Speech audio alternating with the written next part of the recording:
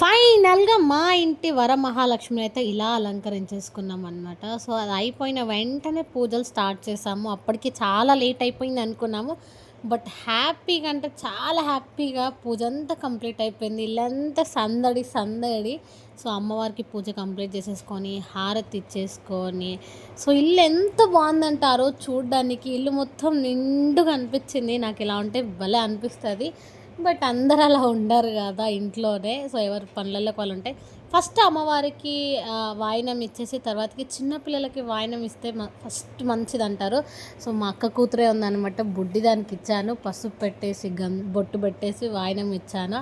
దానికేం అర్థమవుతుందో అర్థం కావట్లేదో తెలీదు గానీ క్యూట్ క్యూట్ ఎక్స్‌ప్రెషన్స్‌తో ముద్దుగా కూర్చుంది. అసలు అల్లరి చేయలే, ఏడవలే. ప్రతిసారి ఏడుస్తది. ఈసారి అస్సలకి ఏడవలేదు. సో, వాయినం ఇచ్చిన తర్వాత ముద్దుగా చిటి చిటి చేతులతో దీవిస్తుంది. నాకు క్యూట్‌గా అనిపించింది.